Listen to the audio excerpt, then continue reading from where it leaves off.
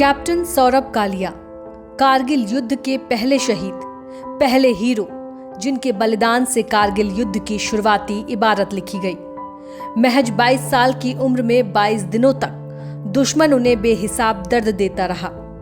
पाकिस्तानी सेना ने सौरभ कालिया और उनके सैनिकों की आंखें फोड़ दी थी, नाक और होंठ काट दिए थे और उनके शरीर पर जगह जगह जलती हुई सिगरेट लगा दी थी और अंत में उन्हें और उनके साथियों को गोली मार दी।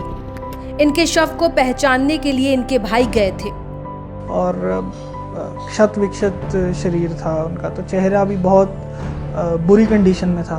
तब मैंने आर्मी से रिक्वेस्ट किया था कि प्लीज़ मेरे माँ बाप को इनका चेहरा ना दिखाएं, क्योंकि जो आखिरी चेहरा आप देखेंगे वो ज़िंदगी भर आपकी मेमोरी में रहेगा और आपको नज़र आता है। वो बहुत तकलीफ दे स्थिति थी उसके चेहरे की।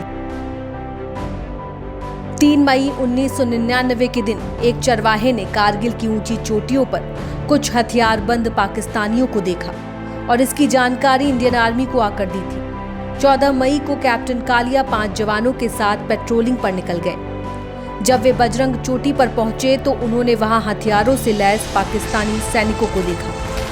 कैप्टन कालिया की टीम के पास बहुत हथियार नहीं थे। दूसरी तरफ पाकिस्तानी सैनिकों की संख्या बहुत ज्यादा थी और गोला बारूद भी। पाकिस्तानी सेना ने इन्हें घेर लिया। कैप्टन कालिया और उनके जवानों ने पाक सेना का डटकर मुकाबला किया, लेकिन अंत में हथियार कम पड़ जाने के कारण उन्हें बंदी बना लिया गया। उन्होंने कैप्टन कालिया और उनके 5 सिपाही अर्जुन राम, भीकाराम, भंवरलाल, बगरिया, मूलाराम और नरेश सिंह को बुरी तरह टॉर्चर करने के बाद हत्या कर दी थी। जिनेवा कन्वेंशन के मुताबिक कोई भी देश किसी दूसरे देश के युद्धबंदी की हत्या नहीं कर सकता है, लेकिन पाकिस्तानी सेना ने इस अंतर्राष्ट्रीय कानून की धज्जियां उड़ा दी थी।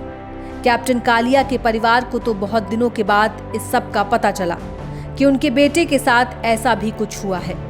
हमें पहले तो नहीं पता चला। एक पेपर में, इंडियन एक्सप्रेस में एक न्यूज़ एडिटोरियल में एक न्यूज़ आई थी। न्यूज़ एडिटोरियल था, कोई लुधियाना से कोई कर्नल थे, उन्होंने दिया था कि ऐसे ऐसे एक कालिया और उसके 5 जवान जो हैं वो ऐसे पकड़, उन्होंने ऐसे एडिटोरियल में दिया, लेकिन उसमें सौरभ का नाम नहीं था, नाम कोई गलत लिखा हुआ था, विवेक कालिया लिखा था। तो उस समय तो हमने उसका ध्यान नहीं किया। जो 30 शायद अप्रैल की बात है,